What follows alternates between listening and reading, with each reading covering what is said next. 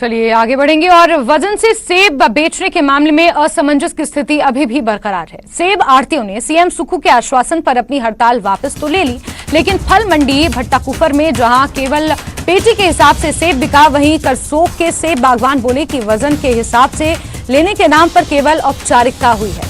आढ़तियों के हिसाब से ही सेब बिका है। आपको ये बता दें कि इससे पहले सीएम के आश्वासन पर बागवानों की मर्जी पर सेब बेचने पर सहमति बनी थी और आढ़तियों ने कहा था कि आज से फल मंडियां सुचारू रूप से चलेंगी, लेकिन जो खबर निकल कर आ रही है उसके मुताबिक असमंजस की स्थिति अभी भी बरकरार है।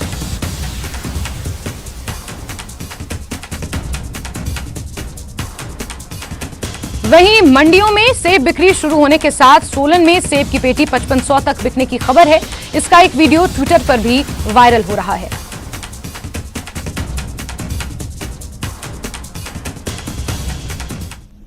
तो आज जो है बुरे हाल थे मार्केट के। आज तो इन्होंने 300 रुपये से शुरू किया आज 300 रुपये और हाईएस्ट 3000 भी गया, लेकिन बागवानों को बहुत बुरी तरह से रगड़ा दिया आज, बहुत बुरी। 300 तो मतलब ही नहीं है, 300 तो खर्चा नहीं होता है, पेटी नहीं पहुंचती यहाँ। 300 कोई मतलब नहीं है 300 का। तो ये फैसला क्या लागू हुआ? कोई अभी किसी ने जो है वो वजन के हिसाब से भी बेचा? इधर आज इस मंडी में तो आज कोई भी वजन के हिसाब से नहीं बिका। यहाँ गड्ढ बेचा है इन्होंने, पेटियों के हिसाब से बेचा। यहाँ वैसे बोल रहे थे बीच में फॉर्मेलिटीज के लिए कि जिसने जो है किलो के हिसाब से बेचना है वो बेचो, बिका पेटियों के हिसाब से। वहीं बागवानी मंत्री जगत सिंह नेगी का कहना है कि वजन के हिसाब से सेब बेचने के अपने बयान पर कायम है, किसी की मनमानी नहीं चलेगी। वजन के मुताबिक ही सेब बेचना होगा। नियमों का उल्लंघन करने वाले आढ़तियों के लाइसेंस रद्द किए जाएंगे। जरूरत पड़ी तो बाहर से आढ़तियों को लाया जाएगा।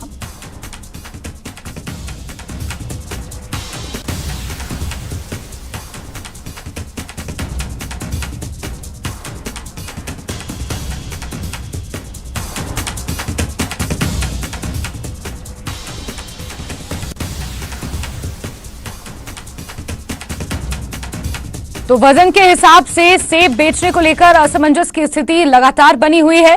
जहां बीते कल आढ़तियों ने हड़ताल की थी, उसके बाद सीएम सुक्खू ने आढ़तियों से मुलाकात की और माना यह जा रहा था कि बीच का रास्ता निकाल लिया गया है। बागवानों की मर्जी से ही मंडियों में सेब की बिक्री होगी। आढ़ती भी इस बात पर मान गए थे और आगे आने वाले समय में आढ़तियों की जो मांगे हैं उन पर भी काम किया जाएगा, जल्द उन्हें पूरा किया जाएगा। ये आश्वासन मुख्यमंत्री सुखविंदर सिंह सुक्खू ने दिया था, जिसके बाद आढ़तियों ने अपनी हड़ताल को वापस ले लिया था। लेकिन इस बीच बागवानी मंत्री जगत सिंह नेगी का बयान सामने आया है और उन्होंने ये कहा है कि जो तय हुआ था उसी के हिसाब से सेब बेचा जाएगा और अगर आढ़ती ज्यादा मनमानी कर रहे हैं और जरूरत पड़ी तो बाहर से आढ़तियों को बुलाया जाएगा और उनके लाइसेंस भी रद्द किए जाएंगे और आगे आने वाले समय के लिए अगर जरूरत पड़ी तो आढ़तियों के चालान भी काटे जा सकते हैं।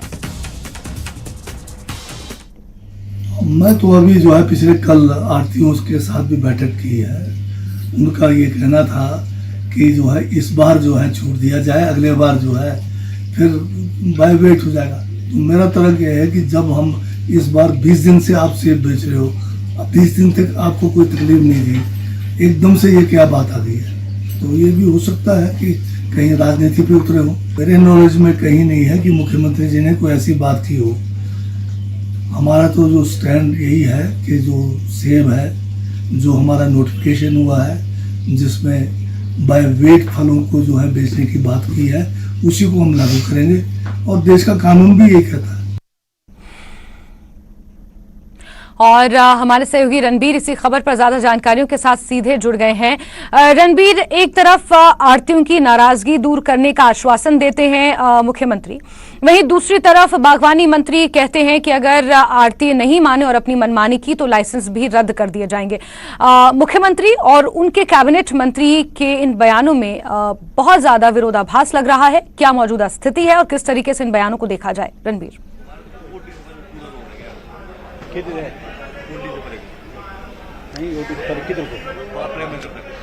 जी हाँ, देखिए इस वक्त हम जो भट्टाकुफर में फल मंडी है यहाँ की तस्वीरें दिखाना चाहेंगे कि किस तरह से आज यहाँ पर जो है सेब बिकना शुरू हुआ है।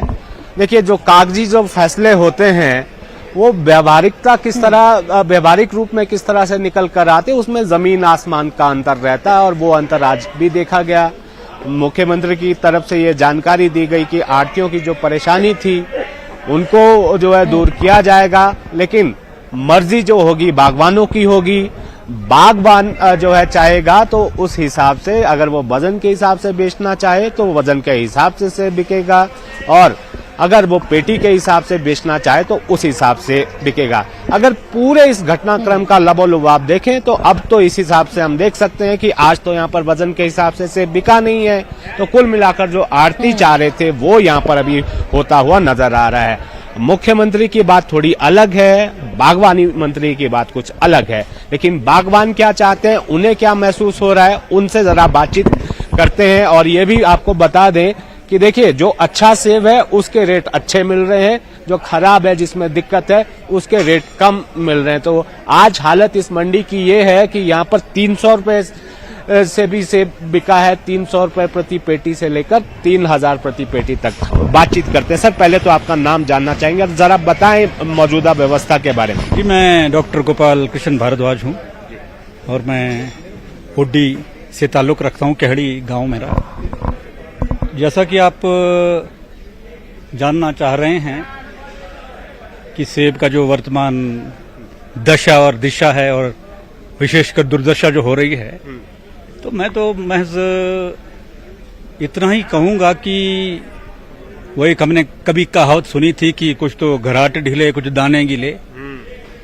तो मैं ये समझता हूं कि हालांकि सरकारी अनुशंसा जो भी होती है, जितनी बार भी होती है या बातचीत होती है, वो हमेशा पब्लिक के हित में होती है, लेकिन व्यवहारिक पहलू तक पहुंचते पहुंचते उसका कुछ का कुछ हो जाता है।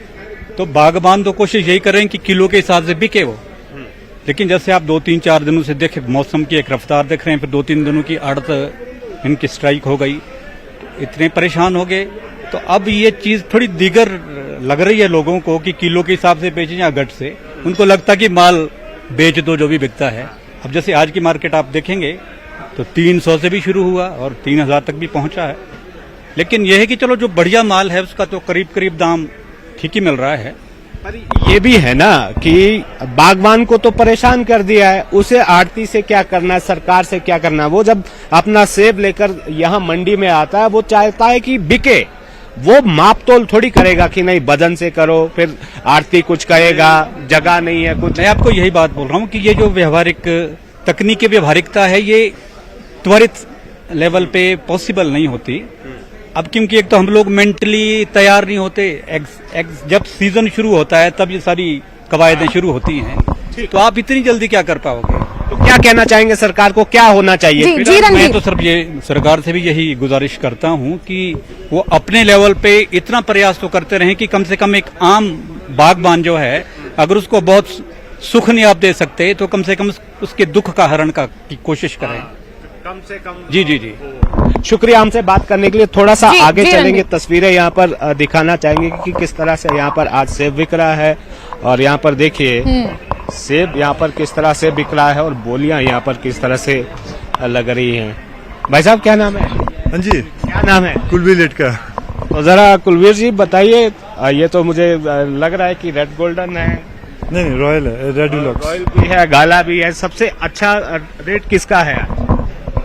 अच्छा तो ऑब्वियसली रॉयल का है, बिल्कुल रॉयल का है। क्या किसी बागवान ने कहा कि नहीं मुझे वजन के हिसाब से बेचना है? नहीं, देखो अभी तक तो यही बोला है कि गट के हिसाब से जैसे चला हुआ है, बस यही मैक्सिमम, किलो की तो बात ही नहीं हुई अभी तक। नहीं, इस मंडी में बिका भी। जी, अब मुझे तो इतना, मैं घूमा भी बिल्कुल, नहीं हूँ, पर मैं जहाँ तक देखा कि ना ग्रोवर ने बोला तो यही है, गट के हिसाब से गया। बिल्कुल रणबीर, जिस तरीके से यहाँ पर मंडी में स्थिति नजर आ रही है, बागवान से भी आपने बात की और संभवतः आपके साथ जो मौजूद हैं वो आढ़ती हैं, और वो खुद ये कह रहे हैं कि किसी ने भी इस तरीके की जिद नहीं की है, गज के हिसाब से भी खरीदे जा रहे हैं और वजन के हिसाब से भी अगर जरूरत पड़ रही है तो खरीदे जा सकते हैं। लेकिन जो मंत्री का बयान है, जो सीएम ने बातें कही हैं, फिर उन बातों का आधार क्या है, उन बातों का किस तरीके से उन बातों को हम समझें कि इससे पहले भी मंडियों में इस तरीके की क्या स्थितियां देखने को मिली थी, या इस बार जो स्थिति उत्पन्न हुई है उससे निपटने के लिए क्या बीच का रास्ता निकालने की कोशिशें की जा रही हैं? रणबीर,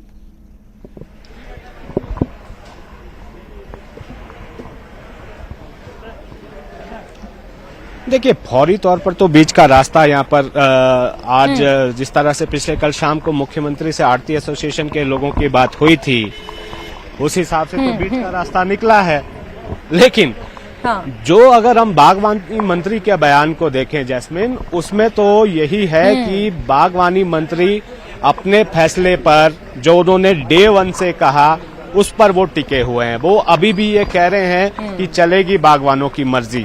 लेकिन व्यावहारिक तौर पर क्या होता है, जो जिसका जिक्र हम यहाँ पर कर रहे थे कि सुबह अगर अपना सेब लेकर बागवान आएगा, वो इस बहस में क्यों उलझेगा कि क्योंकि आढ़ती तो लगातार यही कह रहे हैं कि वजन के हिसाब से जो है सेब बेचना सही नहीं है। 1 साल की मोहलत वो मांग रहे हैं। लेकिन कानून जो ये कहता है, पूरे देश में आप देखें, पूरी दुनिया में आप देखें कि वजन के हिसाब से ही फल जो है बिकता है। अगर आम बिल्कुल रणबीर, अगर मोटा मोटा इस पूरी सिचुएशन को समझा जाए तो आढ़तियों को भी नाराज नहीं किया जा सकता, क्योंकि सेब की बम्पर पैदावार मंडियों में आना शुरू हो गई है। ऐसे में अगर आढ़तिये हड़ताल कर देते हैं या माल खरीदने से मना कर देते हैं तो भी बागवानों का नुकसान है। और अगर वजन के हिसाब से जिस तरीके से कहा जा रहा है, अगर वो सेब नहीं बिकता है आढ़तिये नाराज हो जाएंगे, और अगर गठ के हिसाब से बेचा जाए तब भी आढ़तिये नाराज हो जाएंगे। तो बीच का रास्ता यहां पर हालांकि निकाला गया था, जिस तरीके से आप कह रहे हैं, आश्वासन दिया था मुख्यमंत्री ने। लेकिन बागवानी मंत्री का बयान यहां पर अपने आप में एक वजन रखता है, और किस तरीके से उनके इस बयान को समझा जाएगा, उनके इस बयान पर क्या प्रतिक्रियाएं आएंगी। रणबीर, आप नजर बना के रखें। हमसे जुड़ने के लिए आपका बहुत बहुत शुक्रिया। और खबरों का सिलसिला जारी रहेगा, आगे कुल्लू से आपको खबर देंगे, लेकिन उससे पहले वक्त बहुत छोटे से ब्रेक का।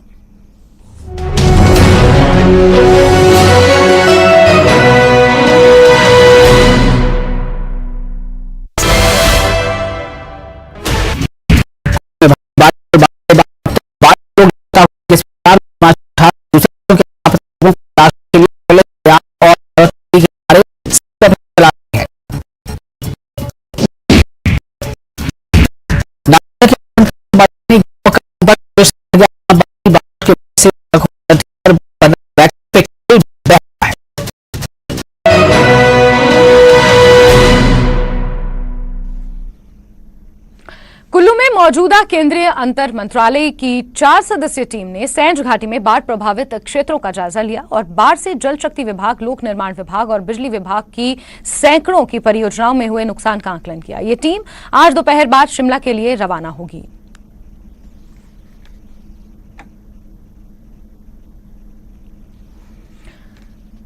वहीं हिमाचल की आपदा को लेकर सांसद सुरेश कश्यप ने कहा कि हिमाचल में कांग्रेस बटी है, जिसका खामियाजा हिमाचल की जनता को उठाना पड़ रहा है। हिमाचल में एक टीम मुख्यमंत्री की है, एक टीम डिप्टी मुख्यमंत्री सीएम की और एक टीम विक्रमादित्य सिंह की है, जिनके साथ 2-3 लोग तो हैं।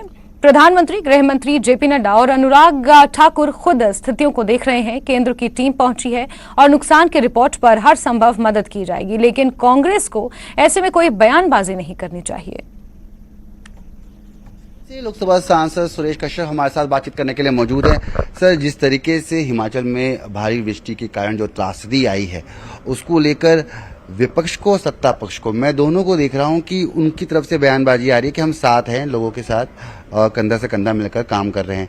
मगर अभी हाल में ही विक्रमादित्य जी ने कहा कि जयराम ठाकुर ने हम पर कुछ आरोप लगाए, अधिकारी मौके पर नहीं पहुंचे, ढंग से काम नहीं हुआ, रिलीफ नहीं हुआ।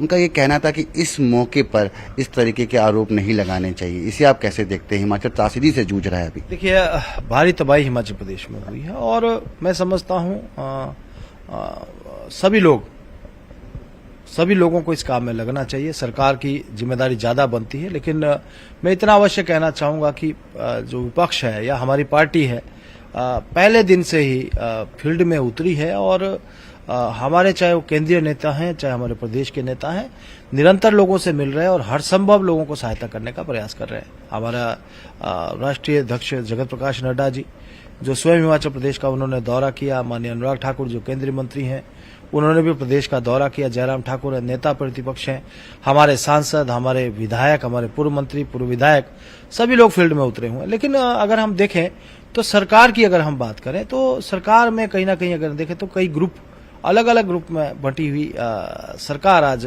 जनता के बीच में जा रही है। एक ग्रुप में मुख्यमंत्री हैं और 1-2 मंत्रियों को उन्होंने साथ लिया है, वो दौरे पे निकले हैं। दूसरी ओर मुकेश अग्निहोत्री उप मुख्यमंत्री हैं, 1-2 लोगों को उन्होंने साथ में लिया है। विक्रमादित्य जी जो हमारे पीडब्ल्यूडी मिनिस्टर हैं और कांग्रेस की जो प्रदेश अध्यक्ष हैं श्रीमती प्रतिभा जी, ये अलग से निकले हैं। तो कहीं ना कहीं अगर हम देखें बड़े असमंजस की स्थिति है और जो कोऑर्डिनेशन सरकार में होना चाहिए वो कहीं दिख नहीं रहा है। दूसरी ओर प्रदेश में जो हमारे भारतीय जनता पार्टी की अगर हम बात करें तो पूरा नेतृत्व जो है हमारे प्रदेश अध्यक्ष से लेकर नेता प्रतिपक्ष, सभी विधायक, सांसद, पूर्व मंत्री, पूर्व विधायक लोग और पार्टी के पदाधिकारी अपनी ओर से हर संभव प्रयास कर रहे हैं। जो काम सरकार को करना चाहिए और विपक्ष के नेता कर रहे हैं। और मैंने भी सांसद के रूप में अपने संसदीय क्षेत्र का भी दौरा किया। अब कल और परसों 2 दिन का अवकाश है, तो मैं आज ही निकल रहा हूं ताकि मैं कल अपने दूर दराज के जो रोहडू का क्षेत्र है या शिमला का क्षेत्र है उसमें जा सकूं। इससे पहले भी मैं जिला सोलन और शिमला का दौरा करके अभी सेशन से तुरंत पहले आया था। सेशन के लिए आते हुए भी मैं 1 दिन का कसौली का दौरा करके फिर रात को यहाँ पर परसों पहुंचा था। तो कुल मिलाकर हम काम कर रहे हैं और केंद्र ने हमारे माननीय प्रधानमंत्री मोदी जी, माननीय गृह मंत्री अमित शाह जी न केवल आश्वासन प्रदेश को हर संभव सहायता का दिया, अपितु 364 रुपए की सहायता भी दी है और आगे के लिए भी ये आश्वस्त किया है कि जो भी प्रदेश को आवश्यकता होगी, जितनी भी आवश्यकता होगी, वो जो है केंद्र अपनी ओर से भरसक मदद करेगा। नई दिल्ली से कैमरामैन संजीव वर्मा के साथ मैं रवि मिश्रा, न्यूज 18। चलिए आगे बढ़ते हुए खबर बिलासपुर से देंगे, जहां पुलिस महानिदेशक संजय कुंडू ने कहा है कि हिमाचल प्रदेश में आई प्राकृतिक आपदा के चलते प्रदेश के जलाशयों, नदी नालों में शवों को ढूंढने के लिए पुलिस विशेष अभियान चला रही है, जो 15 सितंबर तक जारी रहेगा। उन्होंने रेस्क्यू ऑपरेशन में स्थानीयों की भागीदारी की प्रशंसा की। उन्होंने पुलिस जवानों की डाइट मनी प्रतिमाह 210 से बढ़ाकर 1000 करने, पुलिस बल की संख्या 18,000 से बढ़ाकर 25,000 करने का प्रस्ताव सरकार को भेजने की भी जानकारी दी। साथ ही बताया कि बिलासपुर में कीर्तिपुर नेर चौक पर यातायात व्यवस्था को सुचारू रूप से बनाए रखने के लिए बिलासपुर के सदर पुलिस थाना में 15 अगस्त से ट्रैफिक पुलिस थाना शुरू होगा। डेड बॉडीज मेरा भी अनुभव है 6-7 दिन के बाद ऊपर आती है, तो हम अपना बेस्ट एफर्ट है वो करेंगे। क्योंकि कल भी मेरे को डीजीपी राजस्थान का फोन आया, एक पार्टी थी राजस्थान की जिसमें 7 लोग थे, उसमें 4 की अभी डेड बॉडीज मिली हैं। तो जो परिवार है बड़ा व्याकुल रहता है, अगर डेड बॉडीज मिल जाती है तो कुछ शांति हो जाती है। तो हम एक ऑपरेशन करेंगे, तो जो 3rd बटालियन जो पंडो है उसको ब्यास का करेंगे। अभी मैं जा ही रहा हूँ, 4th बटालियन जो हमारी जंगलबेरी है वो हमीरपुर, नदौन वाले उसमें कराएंगे। हम सारे एरिया सर्च करवाएंगे डेड बॉडीज के लिए। ब्यास में भी 3rd बटालियन पंडो, 4th battalion, 2nd battalion. Kinnaur में बारिश और खराब मौसम के मद्देनजर 1 अगस्त से होने वाली किन्नर कैलाश यात्रा को स्थगित कर दिया गया है। अब ये यात्रा 15 अगस्त से 31 अगस्त के लिए प्रस्तावित की गई है। 15 अगस्त से प्रस्तावित किन्नर कैलाश यात्रा भी मौसम की परिस्थितियों पर निर्भर करेगी। डीसी तोरुल एस रवीश ने ये जानकारी साझा की है।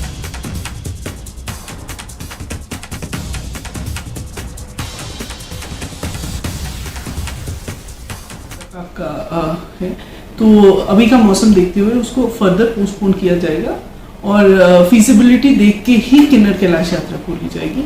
सभी लोगों से आग्रह है कि अपने स्तर पे भी कोई ट्रैकिंग के लिए इस समय पे नहीं जाए। सभी ट्रैकिंग हमारी तरफ से अभी प्रतिबंधित है जब तक मौसम यहाँ ठीक होता है। आगे बढ़ेंगे और हिमाचल में तबाही और नुकसान का आंकड़ा दिनों दिन बढ़ता ही जा रहा है। हम आपको बारिश से हुई तबाही की कुछ तस्वीरें और उस पर हो रही सियासत की खबरें दिखाएंगे। उससे पहले देखिए कि तबाही का ताजा अपडेट क्या है। तो ग्राफिक्स के जरिए हम आपको बता रहे हैं कि हिमाचल में किस तरीके से तबाही मची है। मानसून के शुरुआती दौर में ही ये बारिश तबाही लेकर आई है। मौतों का आंकड़ा आप देख रहे हैं, 131 मौतें अभी तक हो चुकी हैं।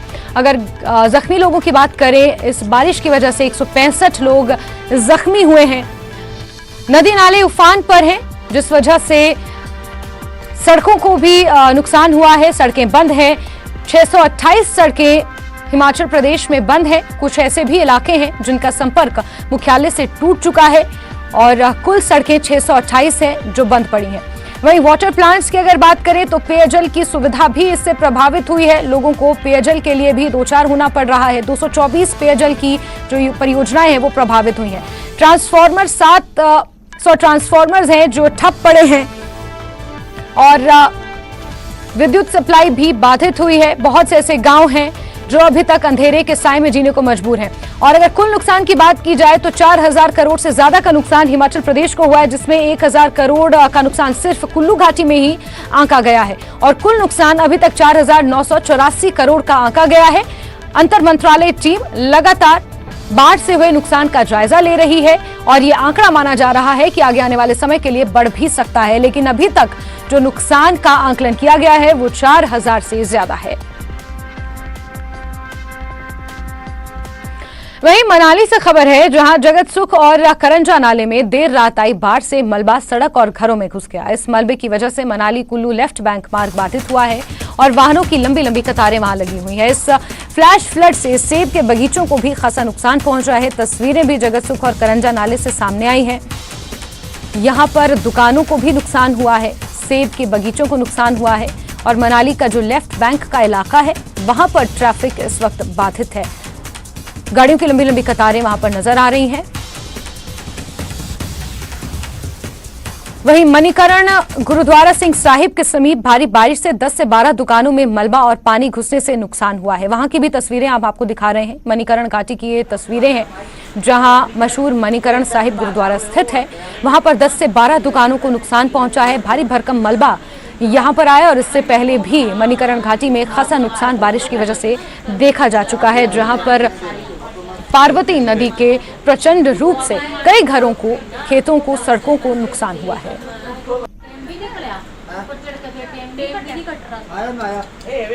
वहीं कुल्लू में भारी बाढ़ के चलते प्रभावित क्षेत्रों के लिए जिला प्रशासन राहत सामग्री पहुंचा रहा है, लेकिन शाक्टी, मरौड़, शुगाड़ सरीखे दुर्गम क्षेत्रों के लिए हेलीकॉप्टर से राहत सामग्री पहुंचाना ही एकमात्र विकल्प है। उपायुक्त आशुतोष गर्ग ने कहा कि हिमालयन नेशनल पार्क के साथ सटे शाक्टी, मरौड़, शुगाड़ के लिए राहत सामग्री एयरफोर्स के हेलीकॉप्टर से पहुंचाई जा रही है। इन क्षेत्रों में 20 किलोमीटर दूर पैदल ही गांव में पहुंचा जा सकता है। इस एरिया में 60 परिवारों के करीब 150 लोग रहते हैं। एयरफोर्स के हेलीकॉप्टर से डॉक्टर, फार्मासिस्ट की टीम भी गांव में भेजी जा रही है। यहाँ तक की राहत सामग्री की बात है तो जैसा हमने पहले भी बताया था कि जो हमारे दूर दराज के 3 गाँव हैं जो ग्रेट हिमालयन नेशनल पार्क के बिल्कुल कोर जोन में आते हैं, शाक्टी, मरौड़ और शुगाड़ गांव, यहाँ पे इंटरनल कनेक्टिविटी भी इन गांव की पूरी तरह से टूट चुकी है। इसके अलावा बाकी एरिया से जो इनकी कनेक्टिविटी है वो भी टूट चुकी है और यूजुअल टाइम्स में भी लास्ट रोड पॉइंट से जो लगभग 14-15 किलोमीटर दूर ये गाँव हैं, तो आज की परिस्थिति में हम समझ सकते हैं कि कितना मुश्किल इन गाँव तक पहुँचना था। तो इसलिए ये प्रायोरिटाइज़ किया गया कि वहाँ पर पहले हम राशन पहुँचाएँ, जो एयरफोर्स की मदद से जो है वो शाक्टी और मरौड़ में पिछले कल पहुंचाया गया था। फिर हमें फीडबैक आई थी कि वहाँ कुछ लोग जो है उनकी। और इसी के साथ अपना हिमाचल में अभी के लिए बस इतना ही, लेकिन हिमाचल प्रदेश के साथ साथ जम्मू कश्मीर और लद्दाख की तमाम खबरों के लिए आप जुड़े रहिए न्यूज़ 18 JKLH के साथ। वक्त एक बहुत छोटे से ब्रेक का, ब्रेक के उस पार मेरे साथ देखिए टॉप 18।